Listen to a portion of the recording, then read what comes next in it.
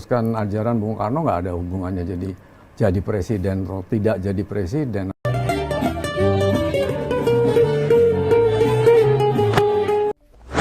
Megawati, Rahmawati, Sukmawati, hingga Guru. Mereka semua adalah anak-anak Presiden RI pertama Soekarno dari istri ketiganya Fatmawati yang mengikuti jejak sang ayah sebagai politisi. Hanya kurang satu orang dari para bersaudara ini yang tidak mengikuti jejak sang proklamator. Dia adalah si sulung Guntur Soekarno Putra, nama yang belakangan sedang hangat jadi pembicaraan lantaran berbagai pernyataan beraninya soal keluarga sendiri, mulai dari kecenderungan memilih Ganjar ketimbang sang ponakan Puan Maharani, hingga pesannya pada sang adik Megawati agar tidak melenceng dari ajaran sang ayah. Dalam opininya yang dimuat oleh Kompas.id, meluruskan salah kaprah di sekitar Bung Karno, Guntur juga pernah menyinggung soal masalah terah sang ayah. Menurutnya, yang pantas menyandang nama Soekarno sejauh ini hanyalah anak-anaknya langsung. Sedangkan untuk cucu, tidak ada yang memenuhi syarat dalam garis keturunan Soekarno-Fatmawati kecuali anak Guntur sendiri, Putih Guntur Soekarno. Alasannya adalah akar tradisi Jawa Bali sebagai identitas etnis sang ayah hanya mengizinkan pewarisan nama terah dari garis keturunan bapak, bukan ibu. Itu sebabnya anak dari Megawati, Rahmawati, dan Sukmawati tidak akan menyandang nama Soekarno. Lihat suasana aja, kalau Meganya nanya sesuatu ya saya kasih pandangan. Muhammad Guntur Soekarno Putra lahir di Jakarta pada 3 November 1944. Jepang masih menduduki Indonesia saat itu. Tapi kelahiran anak Soekarno Fatmawati ini justru disambut gembira oleh petinggi Nippon yang dekat dengan sang ayah, termasuk diantaranya Jenderal Yamamoto yang memberinya nama Jepang Osamu. Artinya disiplin, logis, dan pemimpin. Mirip dengan nama novelis termasyhur di Asia Timur, Osamu Dazai. Namun meski sudah dapat nama Jepang, Soekarno justru lebih suka memanggilnya Mas Tok. Sementara sang ibu justru menggunakan bujang sebagai panggilan ke sulungnya itu. Guntur sendiri adalah lulusan sekolah rakyat atau SR, tingkat pendidikan paling dasar yang sekarang kita sebut SD. Dia lanjut ke SMP dan SMA Yayasan Perguruan Cikini ketika dirinya masih bercita-cita jadi pelukis. Namun menjelang lulus SMA, dia sempat ikut sang ayah ke jamuan makan dengan Presiden Kennedy, lalu bilang ke orang nomor 1 Amerika itu bahwa dirinya ingin jadi marinir dengan mendaftar ke Akademi Angkatan Laut. Atau kalau tidak diterima, dia mau lanjut ke Institut Teknologi Bandung mengikuti jejak ayahnya jadi insinyur. Nah, rencana yang kedua ini bikin Presiden Kennedy tertarik, bahkan langsung menawari Guntur untuk lanjut ke MIT. Ya, itu tawaran yang tidak pernah terwujud, lantaran Kennedy keburu mangkat pada 1963. Makanya Guntur Soekarno Putra tetap pada rencana kuliah di jurusan Kelistrikan, Fakultas Teknik Mesin, ITB hingga 1966. Rencana itu juga yang justru mempertemukannya dengan Ratu Kebaya Bandung, Henny Emilia Hendayani, mahasiswa jurusan Pertanian Universitas Pajajaran atau UNPAD yang dia persunting di Bandung pada Februari 1970, 4 bulan sebelum Soekarno mangkat. Seperti dilansir Historia.id, itu pernikahan yang berlangsung tanpa kehadiran sang ayah, lantaran Soekarno saat itu sedang sakit keras juga sedang ditahan oleh rezim Soeharto.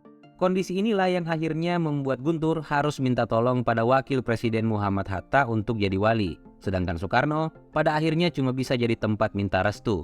Dari pernikahan itulah Putih Guntur Soekarno lahir. Dia adalah anak tunggal pasangan Guntur Henny yang justru memilih terjun ke dalam lumpur politik praktis, tempat yang justru sangat dihindari oleh sang ayah. Putih bukan hanya pernah maju sebagai calon wakil gubernur Jatim mendampingi Gus Ipul dalam Pilkada 2018, tapi juga berhasil terpilih sebagai anggota DPR RI periode 2019-2024 mewakili daerah pemilihan Jawa Timur 1. Kami keluarga besar Bung Karno seperti menyambut Meski sang ayah Soekarno pernah bikin kampanye anti musik barat atau istilah jadulnya ngak-ngik-ngok, Guntur justru adalah penggemar sang raja rock Elvis Presley. Bahkan saat bertemu dengan bintang film koboi yang tenar di era 1950-an, Roy Rogers, dia dapat uang saku sebesar 300 USD dari sang aktor yang lantas digunakan buat membeli piringan hitam Elvis Presley. Sejak kecil Guntur memang sudah menunjukkan minatnya di bidang musik. Waktu kelas 5 SD, dia sempat bikin band bernama Crazy Cat. Begitupun ketika duduk di bangku SMP hingga SMA. Dia tetap bermusik meski grupnya sudah beda, kali ini dengan Ria Remaja. Bahkan masih berlanjut sewaktu kuliah. Saat itu Guntur bergabung dengan band Aneka Nada yang dibentuk oleh Syamsuddin Dajat Harjakusuma alias Sam Bimbo, sahabatnya di ITB yang kuliah jurusan seni rupa. Jangan ditanya kemana aku pergi, jauh atau dekat. Sayang band ini bubar pada 1965. Makanya Guntur membentuk grup baru bernama Kuartet Bintang yang lagi-lagi sayangnya cuma bertahan hingga 1966. Si gareng kuat bagaikan seekor kuda.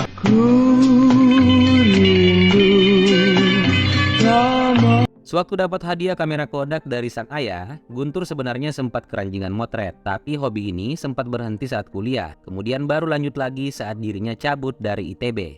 Bersamaan dengan itu, Guntur juga sedang aktif belajar nulis. Makanya saat dapat tawaran jadi wartawan di majalah hiburan Sonata, itu langsung diterima. Disinilah keterampilan fotografinya mulai terpakai lagi. Bahkan, makin terasah bersama kemampuan menulisnya. Jadi bukan cuma untuk Sonata, dia juga mengirim artikel ke beberapa koran dan majalah lain, seperti misalnya Harian Merdeka, Pos Sore, Model, El Bahar, Topik, dan Bahari.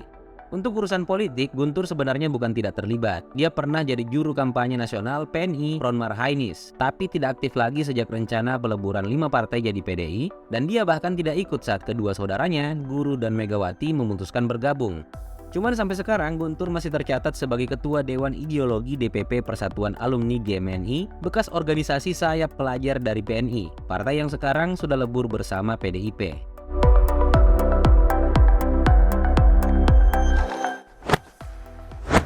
Soal pencapaian, Guntur memang tidak seperti para saudaranya yang dapat bejibun penghargaan dalam dunia politik. Tapi jangan salah, di usia setua sekarang, dia masih belum meninggalkan karirnya sebagai penulis.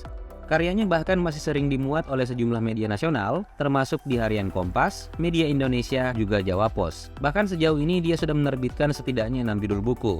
Mulai dari Bung Karno, Bapakku, Kawanku, Guruku, Fatmawati, Catatan Kecil Bersama Bung Karno dan Kesayangannya, Triwikrama Generasi Muda, Catatan Merah dari Putra Bung Karno, juga Intelijen dan Diplomasi Dahulu dan Kini. Terus koleksi piringan hitam Elvis Presley. Yang punya Karena tidak berkarir di politik seperti saudaranya yang lain, praktis sulit untuk tahu seberapa kaya Guntur Soekarnoputra. Cuman kalau mengacu keterangan koran tertua di Austria, Kronenzeitung, Presiden RI pertama Soekarno sebenarnya punya 180 miliar USD yang tersimpan di sebuah bunker di Union Bank of Switzerland. Ya, sayangnya itu juga bukan data yang sepenuhnya valid, karena menurut sejarawan Om Hokham dalam bukunya Rakyat dan Negara, andaikan memang punya emas, seharusnya Soekarno tidak melarat sampai akhir hayatnya. Guntur sendiri juga pernah membantah berbagai rumor soal kekayaan sang ayah lewat opini di 2 media, Misteri Harta Karun Soekarno di Media Indonesia, serta meluruskan salah kaprah di sekitar Bung Karno yang terbit di Harian Kompas.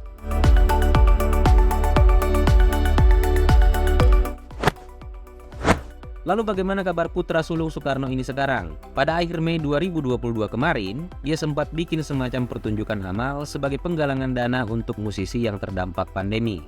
Kemudian 4 November tahun yang sama, dia baru merayakan ulang tahun ke-78 yang rupanya dihadiri juga oleh calon presiden PDIP, Ganjar Pranowo. Oh iya, Guntur juga hadir dalam perayaan ulang tahun adiknya, Megawati, pada 23 Januari kemarin. Bahkan jadi salah satu yang kebagian potongan kue pertama.